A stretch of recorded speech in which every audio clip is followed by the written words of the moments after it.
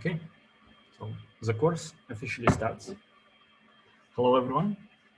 I'm glad you joined the course. There is surprisingly few people in the chat, and knowing how should I say it, knowing how many of you are like in the class and how many people I see in the chat, it makes me a little bit worried. But I hope it runs fine regardless. Okay. By the way, maybe if it is possible, like everyone in the chat can at least once at the beginning of the class, maybe say hi or something, so I can see in the transcript later who was present in the lecture. University asks me to keep track of who was present or not. Like normally it is what TA would do, but since we don't have a TA, I would do it myself. So maybe everyone can write something in the chat, say hi. Thank you. Right. I'll remind it one more time after the class is done. You don't have to write it twice, of course. Just think. Okay. I'm glad to see you again. Hope during this course we'll see the payoff of the previous course we had and of your whole education career. And I hope it will be fun.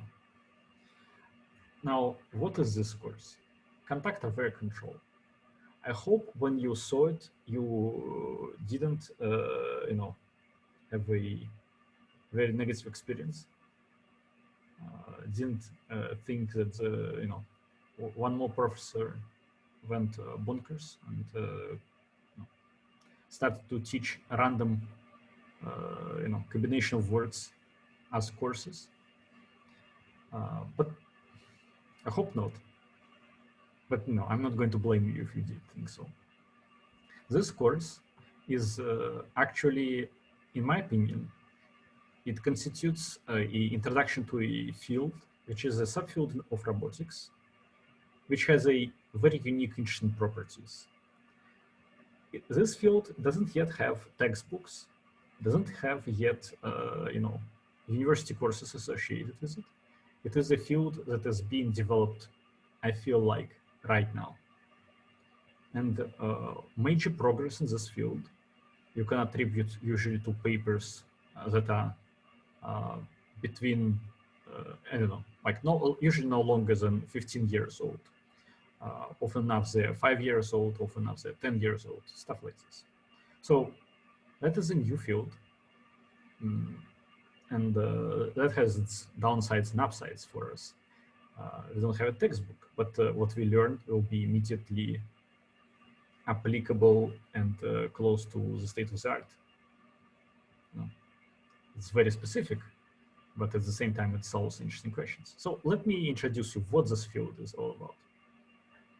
Okay. So I'll usually skip the content. So this slide is just for you when you self-study using my slides. Slides are designed in such a way that you can study. You can use the content part, go ahead and look into it. But during lectures, I'm not going to review it. So this is just for you when you self-study. Okay. So let me start by asking you this question. So you probably saw Atlas, Atlas robot, right? And it's a popular robot. You saw how it jumps, walks around, etc. Now, here is my question for you. The robot can do a lot of different types of motion, right? What is the difference in what kind of motions it can do from this position, or from this position, or from this position? What is your opinion? Maybe someone can unmute and talk. There are different number of contact points which define some forces and constraints which define the behavior That's true. Like possible motions. that is a very good way of putting it. It's like, but you go directly into the cause of what's going on. But now let us for a second go not into the cause of why it is different, but into what exactly is different. So let me just start and maybe, or if someone else wants to take a shot. No, I mean, please don't let me intimidate you by trying to push my own answers. So someone else wants to take a shot and answer this right now?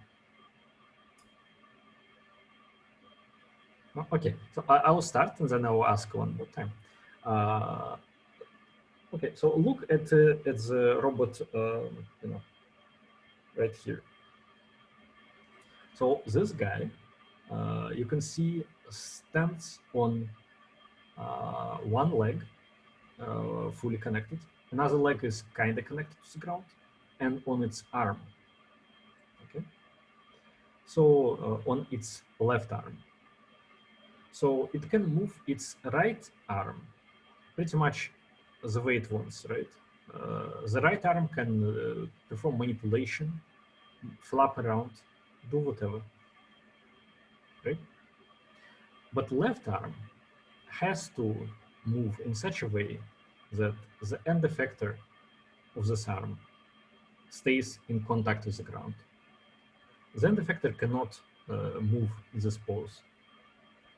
If the robot attempts to move the end effector, it's going to just shift its center of mass or something else, but it is not going to be able to achieve the motion of the end effector. Or if it achieves the motion of the end effector, it is not clear if it's going to be balanced. So if it is going to fall down next second or not. Okay. So that's like my take of on like this particular dynamics, like interesting parts. Same is true, by the way, for both of its legs.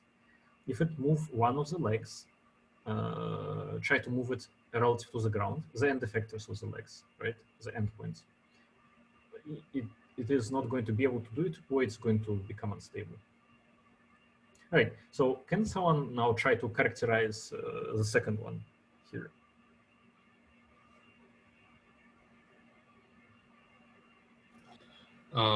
Maybe it is free to move its arms and legs completely because it is not in contact with the ground.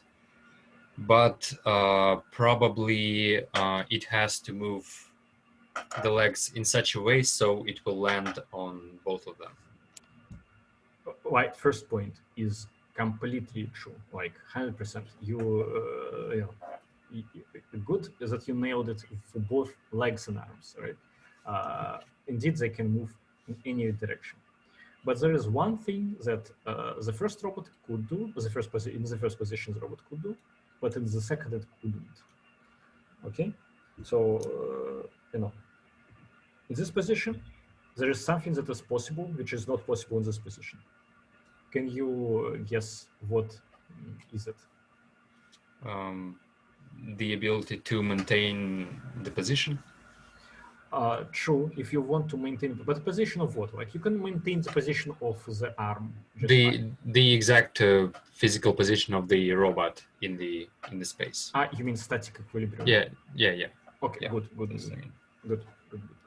That is a very that's a very powerful requirement to be able to maintain static equilibrium. But indeed, we care about it often enough. Okay. There is a less powerful criteria that would name center of mass.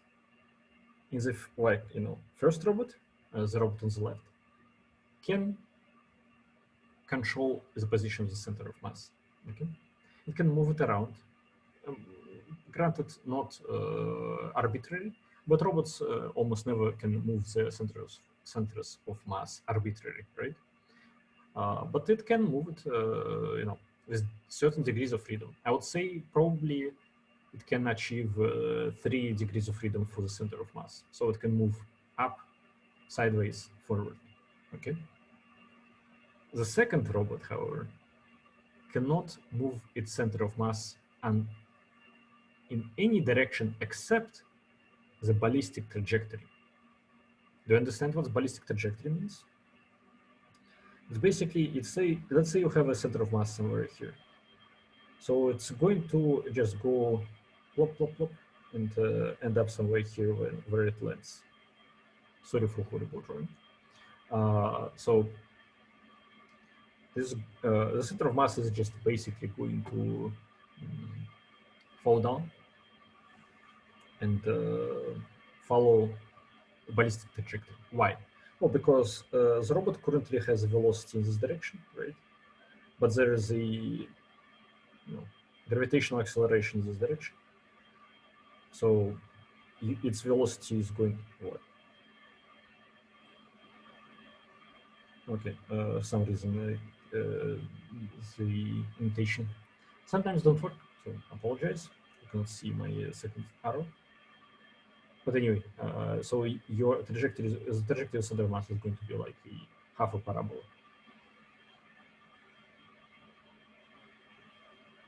Okay. Sorry, now you can see there was apparently there is some I just want to apologize once in advance. Sometimes Zoom has this type of problem where it delays annotation, and then you have a complete mess because it appears later. So apologize. But anyway, you got the idea. Good. So center of mass cannot be controlled, but you can control end effectors. Now the last position, obviously is a hybrid, right? You can control both arms, center of mass, probably. By the way, you don't know if you can control center of mass or not, right? Let's say the robot was standing on just one leg and on the tip of one leg. Then it is not clear if you can actually control center of mass in every direction. Maybe in some directions it's just impossible to make it move, right? Depending on the friction, depending on many things. So it's not clear. We will learn in this course how we can control the center of mass.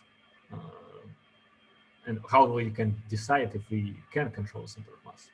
There will be a very precise, very simple to answer this question.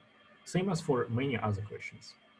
Right, but what is the point of me discussing Atlas here? Well, point is, it is one robot, just one, but it has 3 different behaviors depending on how exactly it stays relative to the environment, right? And you cannot discuss it in terms of one system of equations. You cannot discuss it in terms of one controller. You have to discuss it in terms of something that is aware of the contact, okay? You can do it many ways. You can write different systems of equations, or you can write different forms of the same system of equations. But whichever way you write it, you have to write something that will be aware of the contact situation. That is if you design the controller for this robot. But of course, you can say Atlas is a pretty rare beast, right? But we're taking here not as an example of why we're taking the course, but more because that is just obvious and nice to look at. It will work for many scenarios. So let us talk about where it's going to work. So for example, walking robots we already quoted, right? But walking robots not just Atlas. For example, Spot Mini and Animal from Any Robotics. Those robots become ubiquitous. For example, recent SpaceX launches are being monitored by quadrupeds, by Spot Mini. Those come close to the launch site and film or monitor stuff with the sensors. That is experimental, of course, but at the same time, you can see there's a shift in how robotics is being used. now with those more powerful robots. And the more they are used, the more demands there will be for contact-aware control. So, collaborative robots. When your robot wants to, touch something, for example, environment or a person, there, comes a contact. You need to understand how this contact works. So that is another area. And collaborative robotics, I feel like in Innopolis, you kind of feel as if this is the important area. So like I don't need to justify it. Like obviously it is important, right? But I'm not just not going to go into details why. Collaborative robotics is probably like one of the key parts of the future industry. So now robots often perform like drilling or polishing or whatever contact like mechanical tooling which has to do with contact. Okay, and those sometimes are operated on a stationary object. The object is fixed and the robot comes in, drills or polishes or whatever, cuts. And that is, in a sense, similar to contact. Of course, there is a lot of details in those things. Like, thinking that you can just apply directly tools learned from the class to all this range of questions is probably going to be false. But life is always difficult, right? You never apply anything directly. Instead, you learn a general idea, and then you apply it through your own ingenuity or through further studies, same as it was in classical control. So please don't worry if some of those applications feel like they would require extra work. Like, of course they do, but we are building foundation, and it's going to be a good foundation. You will see it very soon. Okay, now let me give a motivating example, like more concrete one, something close to what you are used to as a roboticist. So here is a system of two bodies. So, body with the mass m. Oops. For some reason, let me just try it one more time. Okay, so seems to work now. Bodies with mass m. Okay, m1, m2. Now there is a spring between those two. This is a. If my arrows are not going to appear, it's going to be hugely sad. Okay, springs with mass, springs with stiffness K1, K2, and the position of the bodies is X1 and X2. Okay, so very simple. You know how to describe the system of equations using Newton's law. Here is the equations are given by system 1. Okay. I didn't include damping. You can include it, but my point is you can describe it very easily, right? Doesn't require any thoughts, or software tools. You can just write it down, and you could do it when you were in high school. Good. Now moving on. Now imagine the second body is being fixed. Okay. What do I mean by fixed? Oh, it means I'm introducing a constraint. That's really a shame that my annotation doesn't work. Okay, so it means I'm introducing a constraint. And, it's a very simple constraint. I'm saying that second body has to be constant. The position has to be constant. So how do you describe this equation now? Well, in fact, I think it is very easy to describe it. you can just think about it as a completely new system where there's just one body, two springs, right? And you can describe it using your high school physics. I think it's pretty easy.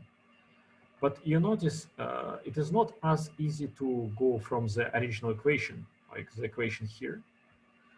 It's not easy to go from that one to a new dynamics somehow here, right? So it's not easy, but it is possible. And that might be a little bit more effective, but you can just describe it from scratch. Now, one more example. Imagine you have the requirement that this difference has to stay constant. So distance between those two bodies has to remain the same. That can be drawn as this bar here. Okay, sounds good. Now here's the question: how you describe this? Well, if you do it with your high school physics, again, you can think of this as a new body with a mass m1 plus m2 in one spring. So very simple. But going from original system of equations to the new system of equations, that is not trivial how you do it. You can just write it from scratch, but changing it is not easy.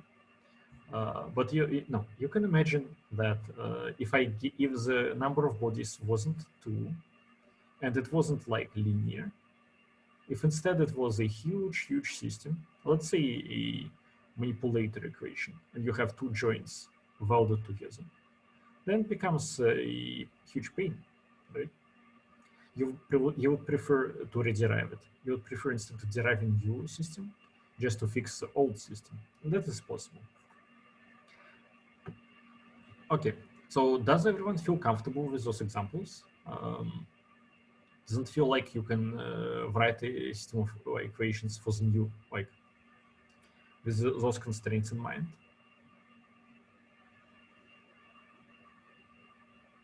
I hope hope you can, right? So you can write a system of equation for this guy and for this guy easily enough. Is it correct? Yes. Yeah, cool. Cool. Now here's the example that I hope you instantly see is not so easy. So now we're again introduce a constraint, but the constraint is now x2 should be less than or equal to 1. So in other words, you have a limiter.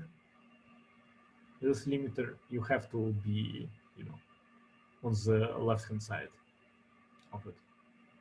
I don't know how we would call it, like a wall base. Okay. Now, how do you write equations for that? If you are on the left-hand side, dynamic is the same as the original. If you touch it, dynamics is kind of, sort of, a little bit like the first example, the first constraint, but not really, because it can still move to the left. In the first constraint example with constraints, it could only stay.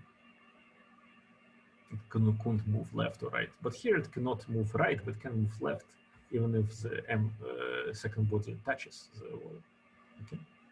So you can see that is now becoming a pain and not clear how to deal with it. And also, what do you do if before contact this body has a velocity?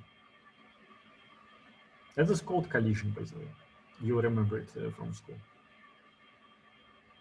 So now you can see suddenly contact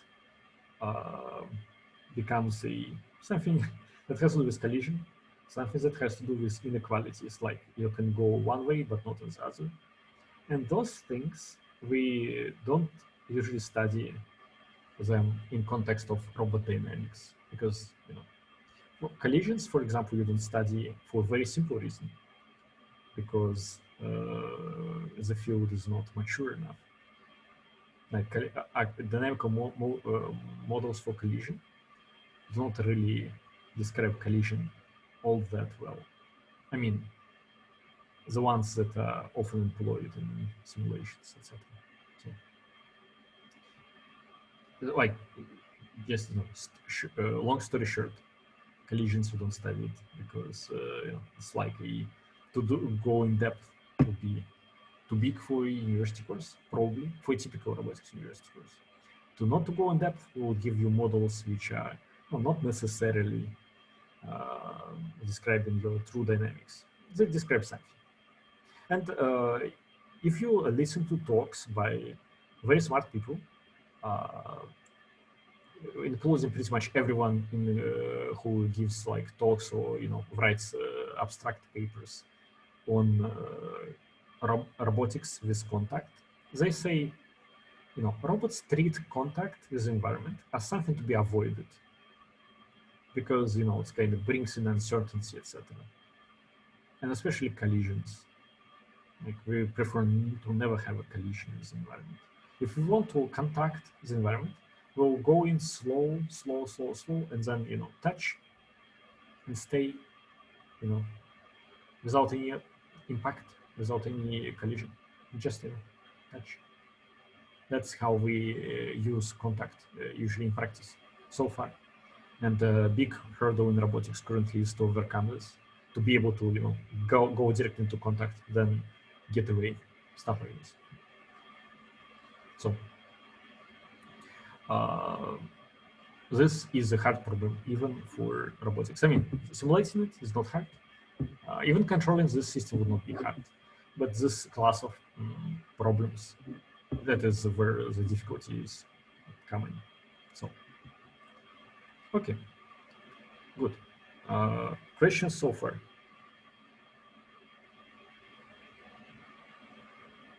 No questions? I mean, that's just a motivating example, of course.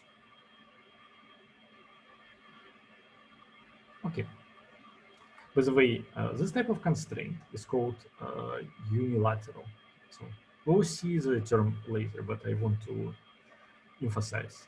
Before we had equality constraints, here we have inequality constraints. That's unilateral constraint in terms of mechanics. Okay. Now, let me just quickly go through what we try to learn in this course. I'll try not to be too boring or too long. So first, we learned how to describe systems, and automatically generate equations for them. Description, in this case, is mostly dynamics, sometimes kinematics. That's what we mean by describing, okay? But, dynamics is not just writing a Newton's law or Lagrange equation. It is actually deriving those equations on the fly or in advance, but using them on the fly, etc. So it is something that you should be able to do for your robot to, for example, do control. Right? Oops. So, that is not a trivial thing. That is not just a question of employing Newton dynamics. It's also algorithmic question. Okay, now we'll also learn how to simulate those systems. What do you mean by simulate? Well, just because you derived the equation doesn't mean that you can solve it, right? If it was as simple, the whole calculus course would be, easiest course in your curriculum, but it's not, right? So differential equations, did you have this course? If not, maybe you missed one of those fun times when you have a differential equation which you have no idea how to solve. That is a situation that you would encounter here, because it just happens that dynamical equations that you generate for those systems that we just discussed are hard to solve. So, and it will take a little bit of time to understand how to solve those systems. They're not even differential equations. We will find this during the course. But systems with contact are described by differential algebraic equations. So not by ODEs, but by DAEs.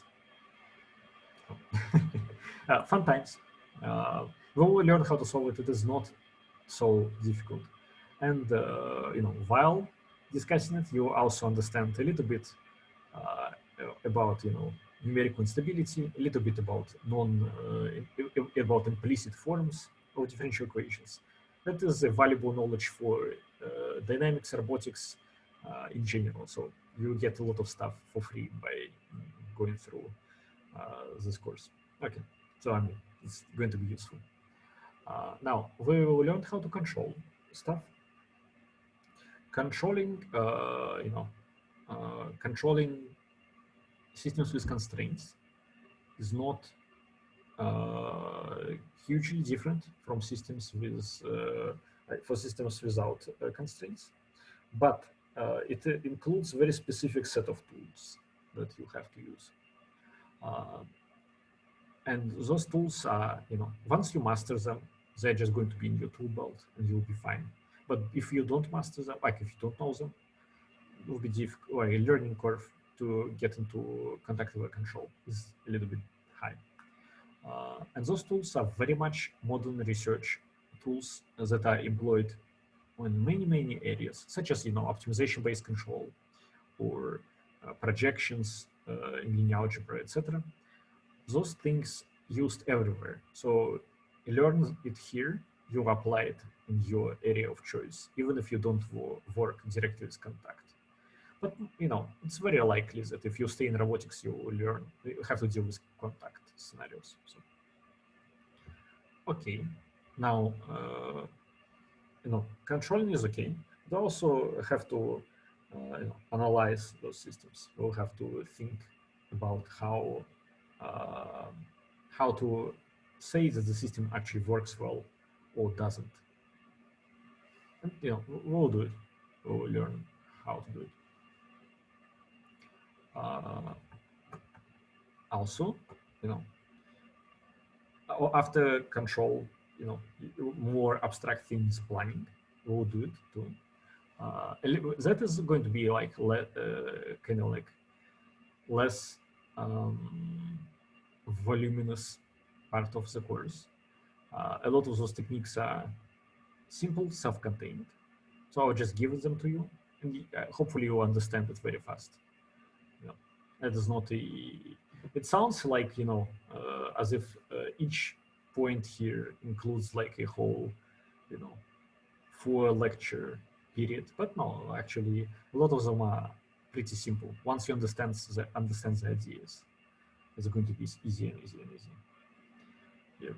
And also there is a very nice bonus of being able to go from system with constraints to a description without constraints.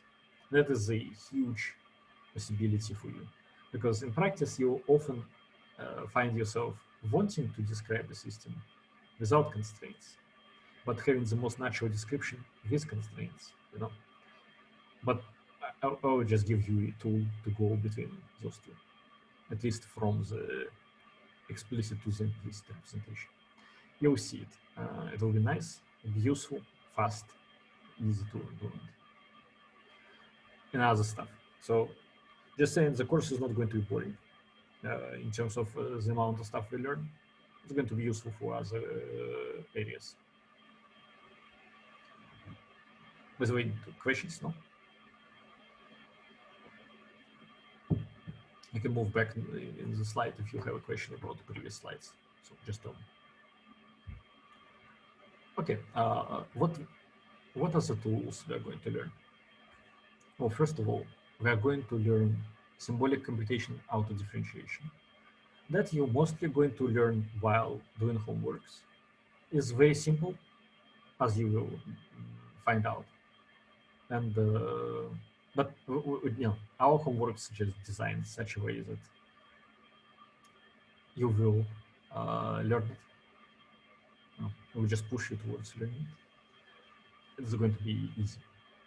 Now, we'll use linear algebra, changes of coordinates, fundamental subspaces, projectors, etc.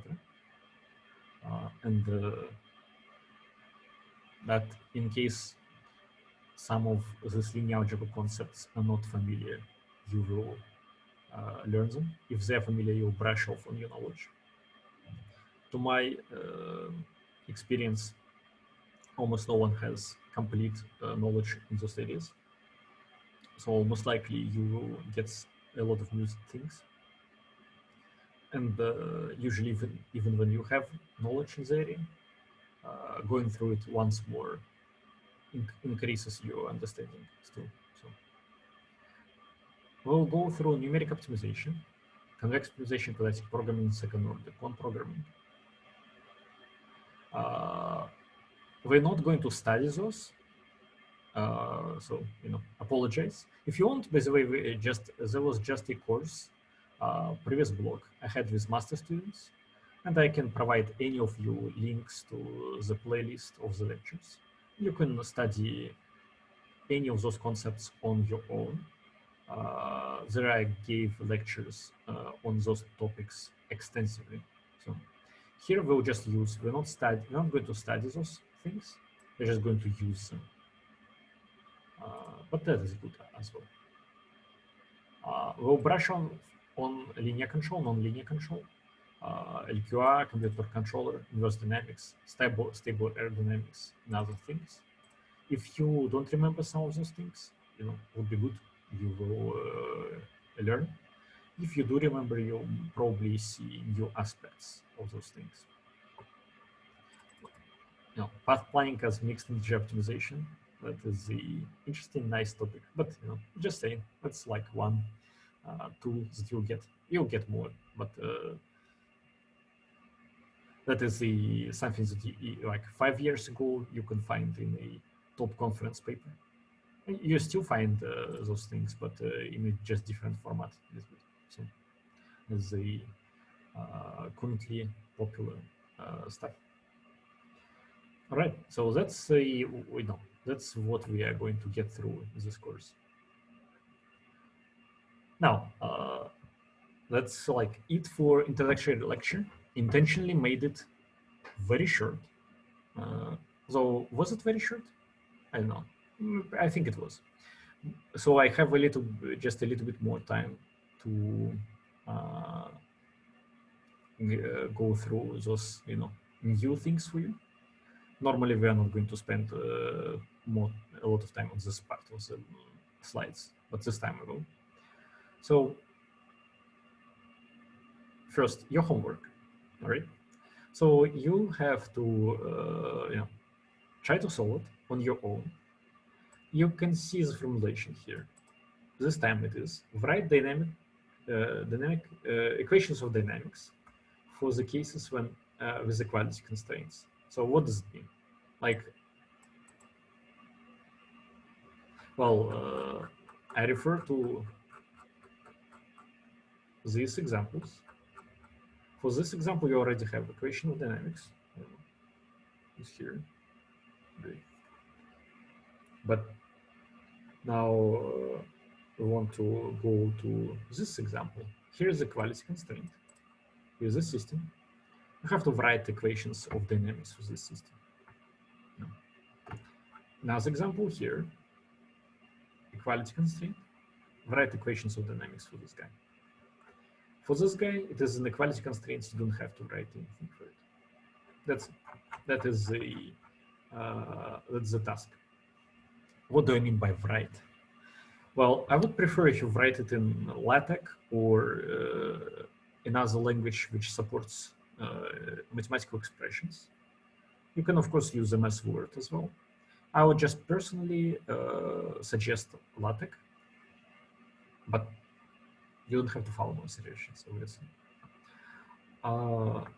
And it's not going to influence how I judge your homework. You will send me PDFs anyway. So you write it down. If you can write me a derivation, would be a bonus. If you just write me a solution, final solution, is okay too. But consider writing derivation, because this would teach you how to discuss those things.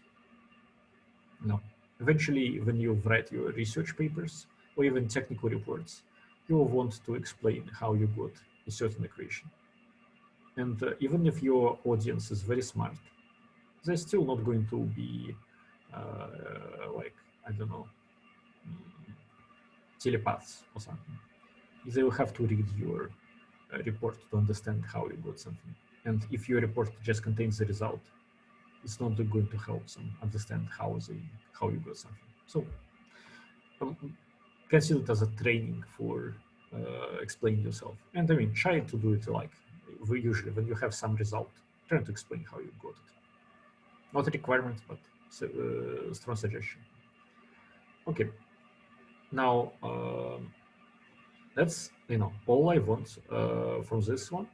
So you just write symbolically, but soon you'll get programming exercises, and then you will have to like write some code, execute it, and include it somehow in your report. It's obviously possible to include code directly into the report. Look into how you prefer to do it. There are multiple ways. I'm not going to dictate you how you do this kind of stuff. Graphical output as well. You can include it in all kinds of ways, but probably if you have graphical output, it's not very often that I would require this. Okay. So, and don't make separate reports for all homeworks. Rather, I would prefer if you have like chapters like homework 1, homework 2, homework 3, etc. Because I will ask you to submit it only during the midterm evaluation. You don't have to submit it right away. Also, you're free to discuss with each other how you do the homework. It's I cannot prevent it anyway, and it would be stupid to prevent it, right? The whole point of homework is that you think about the problems, and group discussions is a good way of thinking. But you are, old enough not to copy homework, so I'm not even going to discuss this any further. You're probably not going to copy it anyway. Right. Now, if you want materials for the course, you want to reference something, you can use this link to access the course material. Let me try to see if I can pull this up. So this is where course material is stored. Okay. So far, we only have 3 lecture slides, which fully prepared, which tells you something about how stressful the block system is for your teachers. But I promise I will be ahead of this of the course with the material, so you're not going to experience hiccups in education process. But new course and 2 lectures a week is not easy. Now, what are we looking at? What is up with this GitHub page? Well, first of all, you can just click here, and here you'll have the LaTeX for the lecture. You'll also have here main.pdf normally, which you can click on and you'll get the slides themselves. Those PDFs are built automatically using actions. I don't know if I can show you. I probably can. I think maybe I broke something when I was setting this up, but basically, this guy just automatically builds PDFs from LaTeX, saves artifacts, commits PDFs. That's it. Okay. Why do I tell you all of this? Well, because I offer you to participate, ask, invite, and I will be very thankful for everyone who participates. You'll get extra points for whatever contribution you make, and you can fix errors, give me suggestions about what would be better or what is wrong with the slides, and so on and so forth. So that is the reason why it is on GitHub. You can, if you find a mistake in something that I wrote, fix it, make a pull request. I will be happy. So, and everyone will be happy because we will help everyone else. You can find, that is obviously the main file. So, okay. So sorry. please use the GitHub for accessing the lecture slides. They're all on Moodle as well. I'll also try to put as many, in the Moodle and in the GitHub, as many suggestions for videos, textbooks, etc., which I find helpful for a particular part of the course. So when you study for final exam, for example, you can see my suggestions there. All right. Now, that's it for the lecture. Do you have questions about the course material for now? If not, I will stop the recording and we can discuss like administrative details, etc. Right? For everyone who watches